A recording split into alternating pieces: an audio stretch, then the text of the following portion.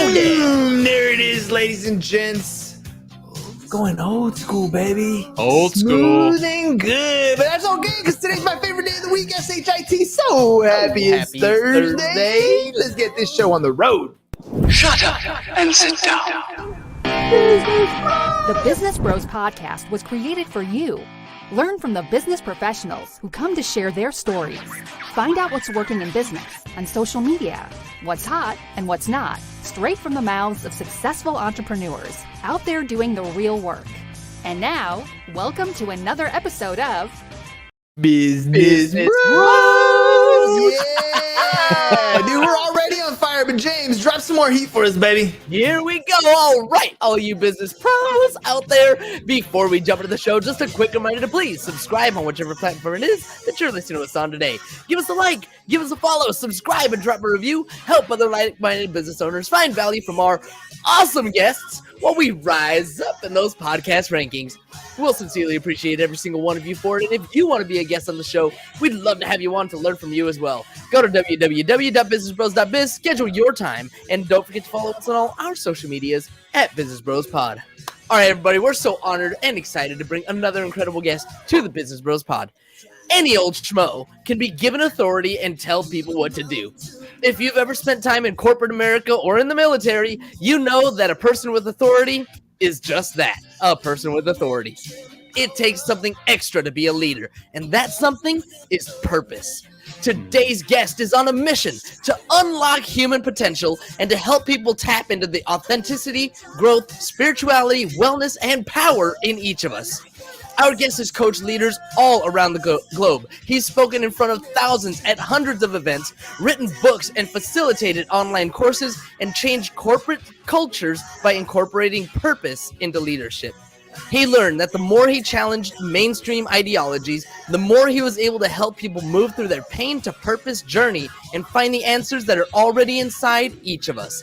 If you want to become the leader you wish that you had, the mentor you needed when you were younger, and the coach that supported you in unlocking your most authentic self and achieving your goals, stay tuned for this awesome episode.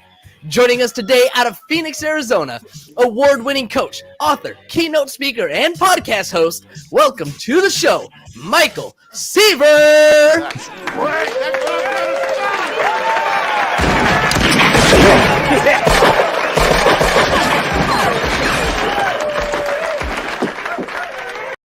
Woo! He dropped some heat right there, Michael. I can feel you feeling it right there. What'd you think?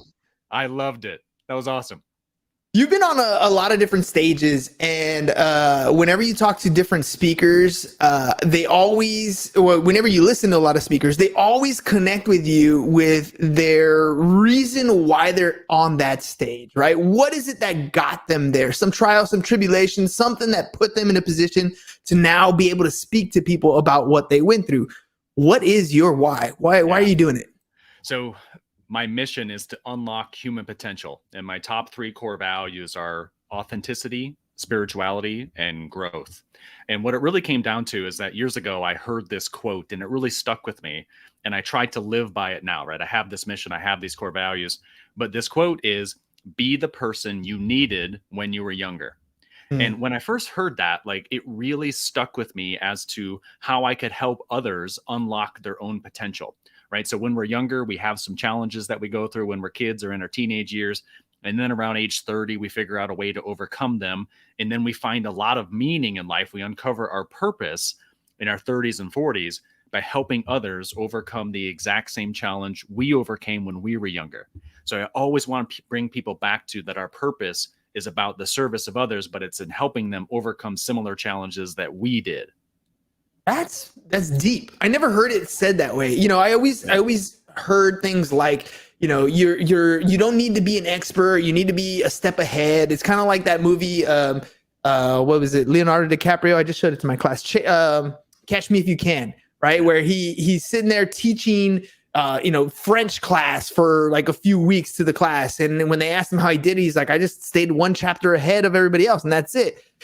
But you're taking it a little bit further. You're like, the person that you're speaking to is yourself. It's just yourself when you needed help. Did I hear that correctly? You nailed it, brother. So the way that I look at this is that the pandemic has really escalated the pace at which this transformation in society is occurring. So kind of pre-2019, we oftentimes found meaning by being associated with a sports team or a university or some organization or some religion. Like humans found meaning inside of that.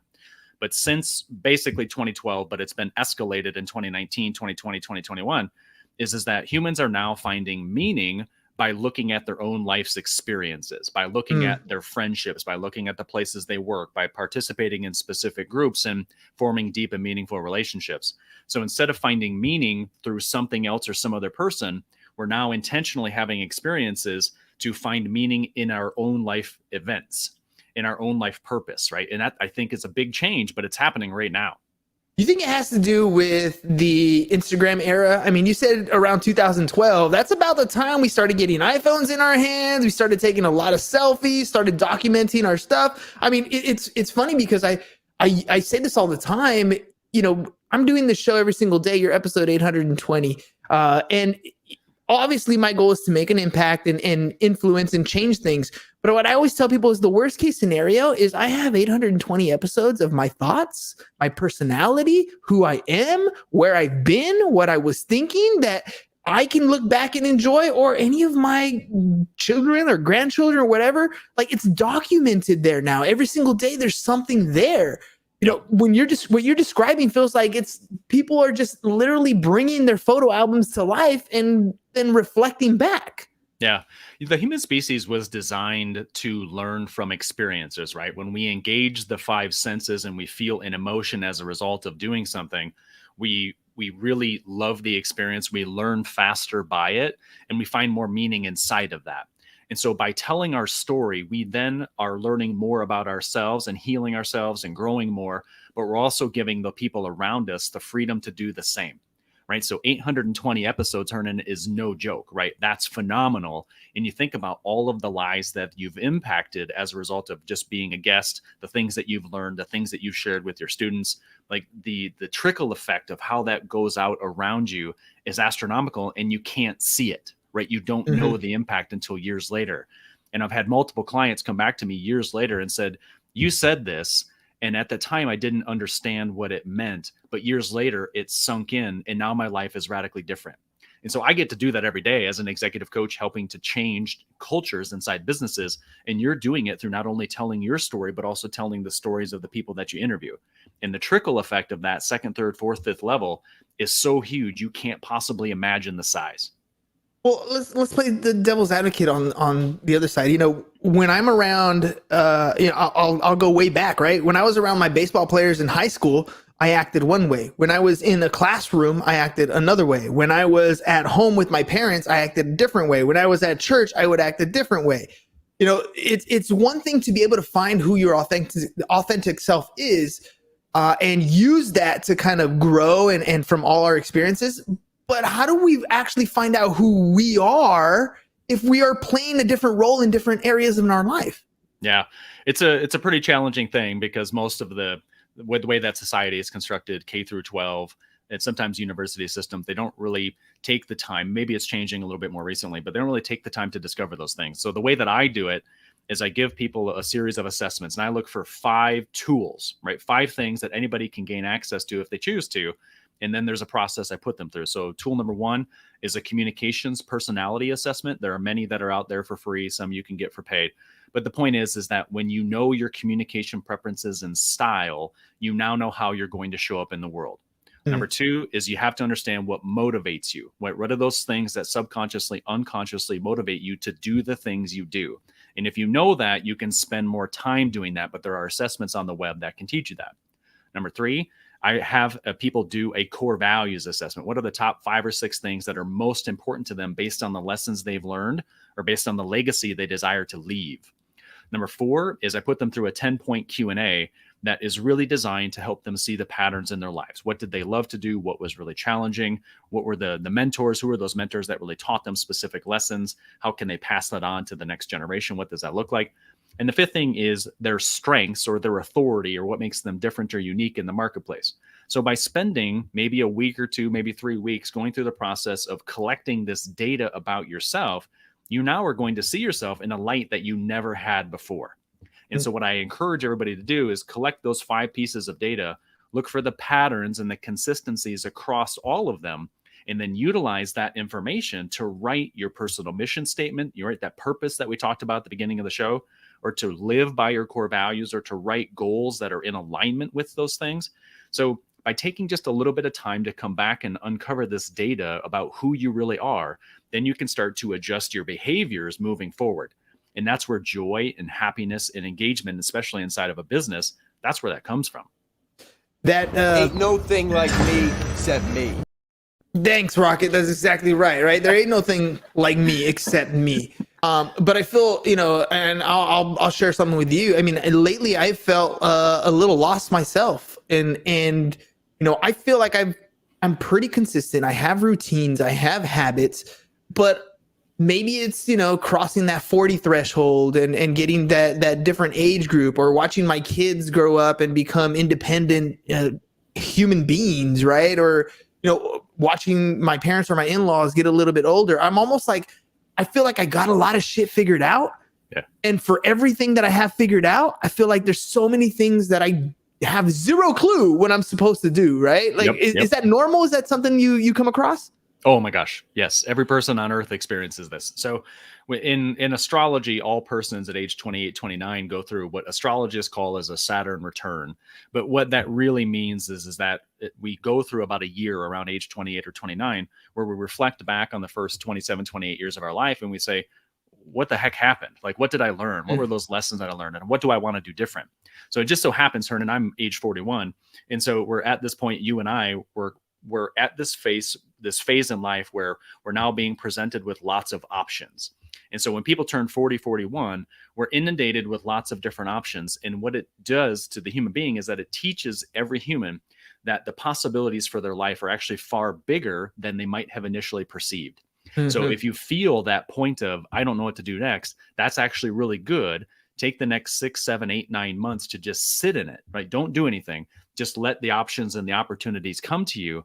And then at some point, 6, 7, 8 months down the road, you'll know unequivocally what's the right path forward.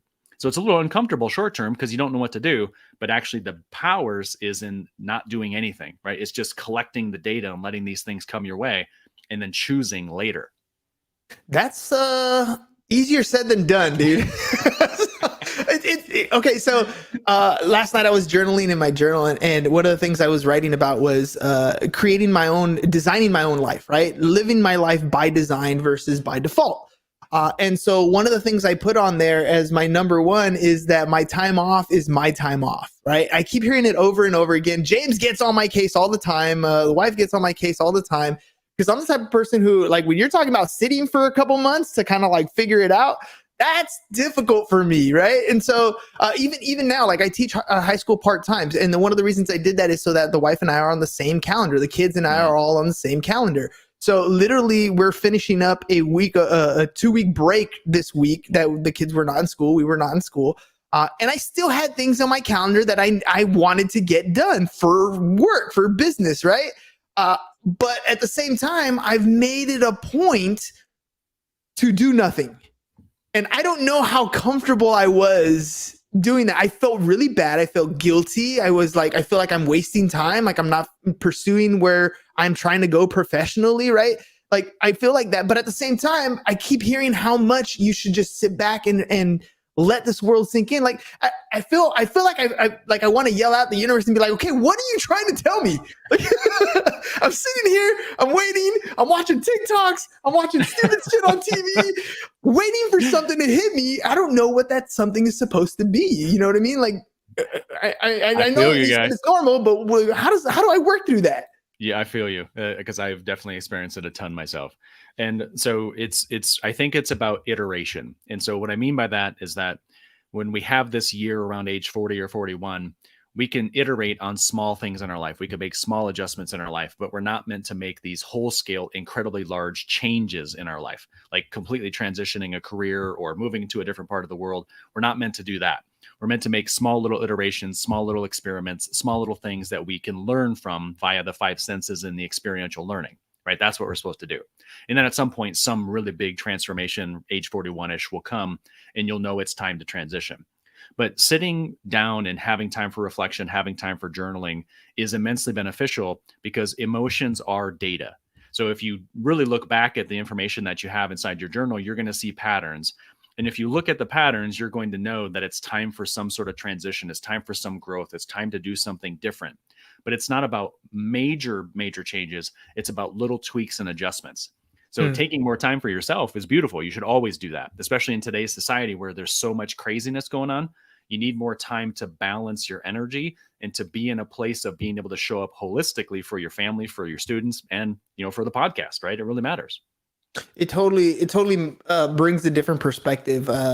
Just listening, and it's funny because I consume TikTok like that, right? I'm like, what are people thinking right now? What's going on in their head? And I always watch them for twofold. I'm like, one, give me some ideas for some headlines and hooks, because that's really what you're seeing every single time you scroll. But two, what are people thinking? Right? Like what's going on in people's minds? Like, that's really a perspective? Like, that's your conclusion on that? Like, that stuff really blows my mind. But at the same time, now I can bring back those ideas, those thought processes, those trends or whatever, and I get to have a conversation about that with other people who may not see what my thread is. Right. Because that's something that's unique about the internet. Everybody, if we opened up our social medias, our threads all look different to each other. We're almost even embarrassed to show one another what is on our feed because we don't know what kind of dark secrets are going to crawl out of our closet. Right. So True. I want to take that back to being authentic self. Like the shame factor in being able to show people, hey, this is, check this out. This is what's going on my thread, or sitting down and having a conversation about a topic that might be controversial, or having a conversation where at the end of the day, you don't agree. Part of that is being your authentic self, but not everybody's willing to do those things. Is it helpful to be vulnerable in that state and share those opinions and those thoughts in that thread? Yeah, it is. I completely agree. So this is the thing, is that every human on earth grows and ascends in their own time, right? And at different times, right? We all have different curriculum in life, if you will, right? So I refer to this in my book as being an earth school curriculum. Every human has an earth school curriculum that's different. So we're here to learn specific things. But it just so happens that in the early years of our life, our parents teach us what it means to be a member of society, right? So their methodologies and their ways and their emotional responses and how they judge others or how they learn, all of that gets taught to us basically from birth until about age 6 or 7. So then after age 6 and 7, we just repeat those behaviors as we become a teenager or as we become an adult. And so the things that we learned, those inherited, what's called an inherited narrative, those things we learned from our parents, we repeat them. And as we get into our 20s and our 30s, we start to think about, well, I don't want to do it my parents' way. I want to do it my own way. And then those feelings of guilt and shame and abandonment and wonderment, they all start to pop up. So the trick is that just recognizing that you're going through a process of shedding this old version of yourself, that you're sitting in an emotional neutral zone, kind of experimenting with something new. And then once you get to a point that you're really happy with something, then you can do that a lot. But the key to being able to build a relationship and trust with somebody is by offering small vulnerabilities first, not big ones, just small ones. And then you ratchet up the level of vulnerability in the conversations as time passes. Right. So 1 or 2 small vulnerabilities in the first dialogue, a couple dialogues later, offer something a little bit deeper, a couple dialogues later, offer something a little bit deeper. And as you do that, that gives others what's called psychological safety to be able to do the same thing back to you. But you oftentimes have to do it first, right? As soon as you do it, then likely they're going to respond and give you some vulnerability. And that's where really deep trust-filled relationships start. And sometimes I refer to this as being finding an uncommon commonality, because when you have these conversations and you share personal things about yourself and you realize that you have something in common, right? Hernan's a teacher. I've taught at universities before. Like, we have something in common that we wouldn't have known about before. Now we have something to talk about moving forward, right? That really matters. So little bits of vulnerability that you can offer over periods of time, find those uncommon commonalities, because that's the thing that's going to keep the relationship going long term. You know, when you're describing those small vulnerabilities, the image that popped into my head is, oh, that's why happy hours work. Because you start off with a little bit of, having a conversation, and then you get a little bit of liquid courage, and then you start getting into some debates, and then at the end of the thing, right, where everybody's a little like, bro, I love you, man. Like, I freaking love you. Like, you get to that phase, at the end of the day, the next day comes around the corner, you're back at work, or you're in another setting, and you have this emotional connection. You were at your highest, you debated whatever it is that you debated or connected with. And then you had those vulnerable things where like, dude, I know I drank too much. I'm so sorry. I didn't mean to spill on your shirt or whatever it is. But when you're describing that, that's the visual that I had in my mind. It's like, you're literally taking those steps that you described. That's the visual for me of going through all those things that I've seen work out. Right. I mean, you nailed it. That's the perfect metaphor. Okay, cool. It's really the perfect metaphor, right? That's exactly how it works. It's just that whether it happens in one night hanging out at the restaurant or the bar, or whether it happens over a month of repeated conversations, doesn't matter. What matters is that it happens.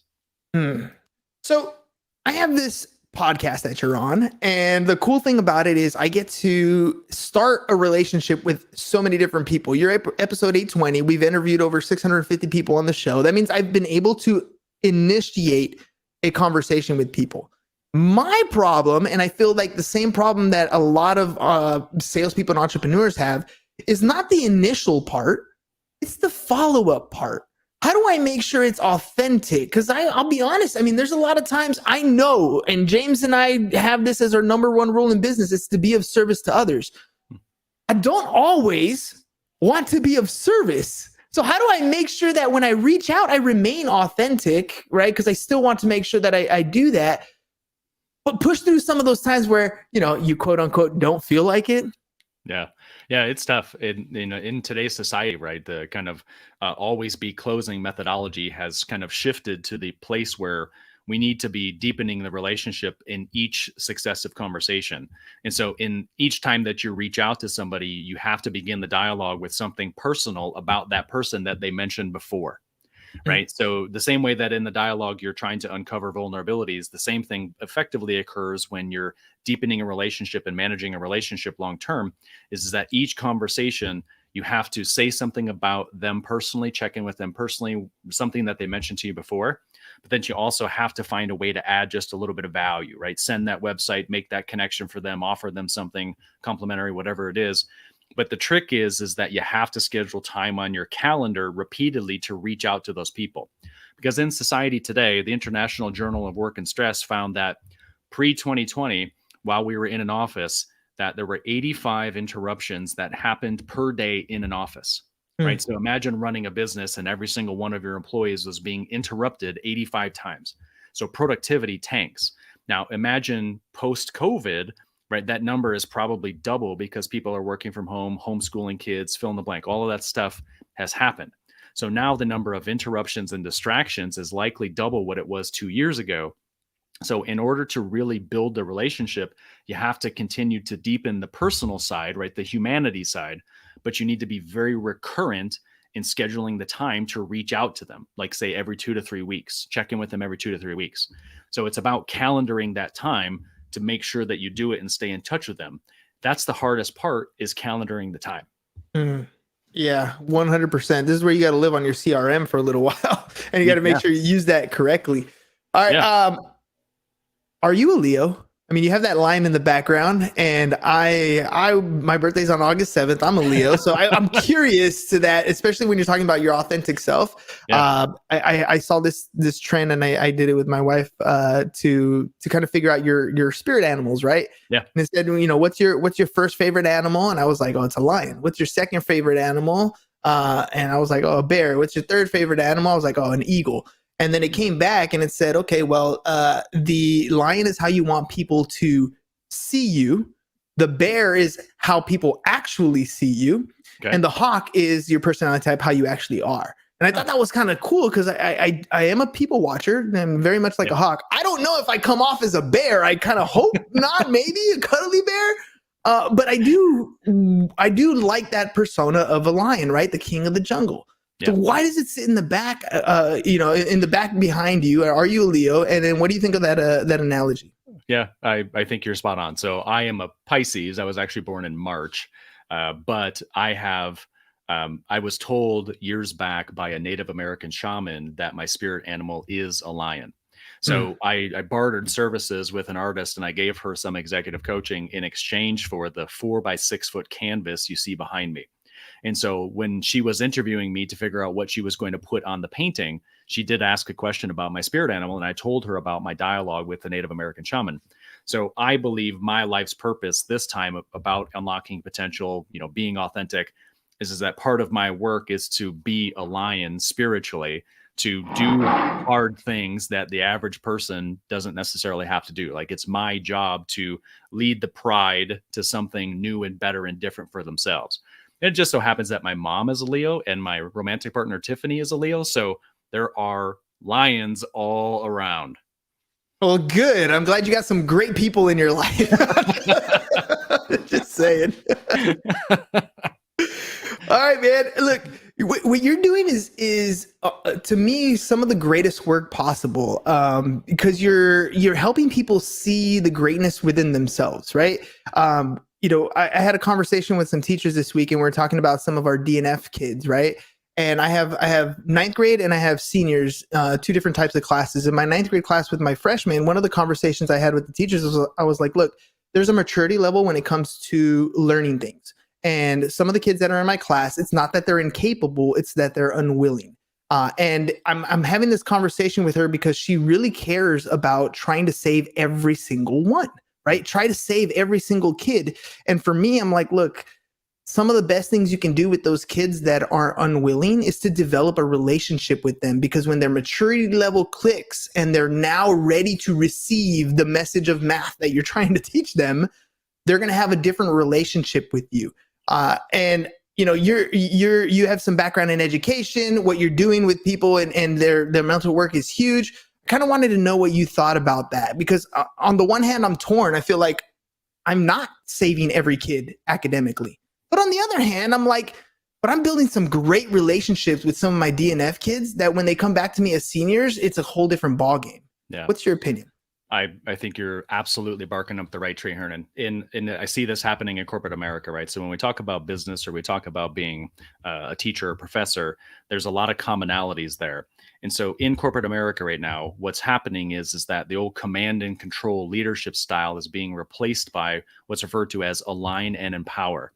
And what that means is that we have to get to know our employees or our students at a personal level, right? We can't just be a talking head to them. We can't just give them direction. We can't just command and control that they do something.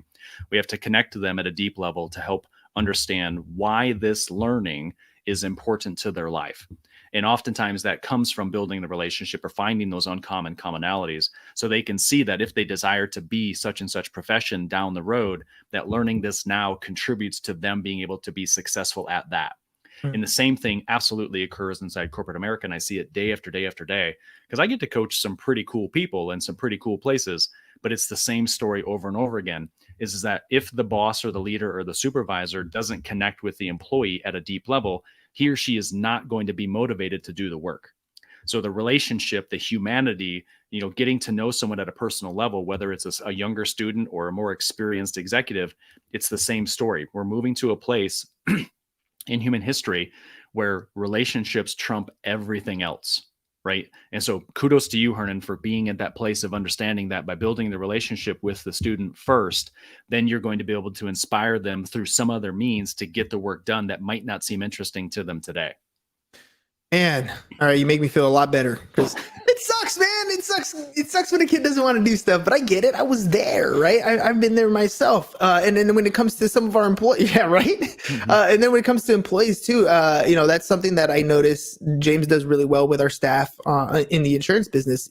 The coolest coaching calls that he reminds me of, he's like, I didn't tell her to do anything. I asked her questions and empowered her to come up with solutions and for her to set her goals and her metrics and, all that stuff. And it's powerful because all of a sudden that person has bought in, right? Buy-in is one of the greatest things that you can get from students or employees or staff, whatever it is. It's everybody's on the same page looking in that same direction. You have got a great gift, and what you're doing is helping people buy into the idea of they can be a better version of themselves. If people want to reach out and work with you, get some information about what you're doing, how can they do that? Yeah, I think it's scrolling at the bottom of the screen. So michaelseaver.com is the website. My middle name is Scott. So I had to put that in there. michaelseaver.com. It's a repository of videos. It's a repository of podcasts. It's articles. It's free downloads. It's online courses. So if anybody's disengaged or a little bit unhappy or looking for something different in their life, they can come to michaelseaver.com and likely engage in some way that's going to move them to that point of clarity or happiness or joy or engagement or better team culture or learning how to be a coach. So love to have people come and hang out. Michael, two things. One, I'll just get this one out of the way. What was your experience like on the Business Bros podcast? This has been so much fun. You've made me laugh and smile so many times. I feel very blessed, man. Thanks, Hernan. Awesome, man. Awesome. And then my other question is, I mean, you've been in podcasting for a while yourself. How has that changed your life and your business? It has really expanded my horizons because I'm an introvert naturally. So I naturally have a tendency to learn via reading a book. But really getting into the place of being interviewed or being the interviewer has helped me prepare. It's helped me take other perspectives. It's helped me look at the world through a lens that I might not have looked at myself because I am so introverted. So to have to be an extrovert, I've challenged myself. I've learned new things about myself. I've learned information that I've been able to apply to client engagements almost instantaneously. So whenever we're confronted by the option or the choice to do something that we've not done before, I always want people to trust their gut and to do the thing that's a little bit scary because there's so many blessings that come from doing things that you've not done before. You never know who you're going to meet. You never know what you're going to learn. You never know how it's going to benefit you or what's going to come later. So just experiment and try. All right. Normally I would have some sort of monologue at the end, but I can't beat that. That was beautiful, Michael. It's exactly what I'm talking about right there. All right, ladies and gents, that's it. We're going to call it right here. Michael, thank you very much for being on the show and sharing. You're doing some tremendous things. You're doing amazing things. Ladies and gents, go check out his stuff, www.michaelsseaver.com, or you can find him at Michael S. Seaver on Instagram as well. Learn a little something, have a conversation. You hear me say this over and over and over again. The person who you disagree with the most is probably the people you should go out and talk to. And it's okay to disagree. Just have an open mind, be a little empathetic, and realize that the reason you disagree is you just see the world from two different perspectives. Try to gain that other perspective. You don't have to agree, but you'll see the world completely different and you'll be a better person for it. Michael, thank you very much for hopping on the show, man. Ladies and gents, we'll see you guys mañana, SHIT. So happy it's Thursday. Peace. Thank you for listening to the Business Bros Podcast. Are you looking to get more clients or to increase your income? Hernan, the business bro, can help you generate referrals through the power of podcasting. And James, the insurance bro with Pipeline Insurance, can help you effectively add insurance to your existing business. If you are ready to create wealth today and generational wealth for tomorrow, email businessbros@csfirst.com to schedule a free consultation or join the Business Bros Network, www.businessbros.biz.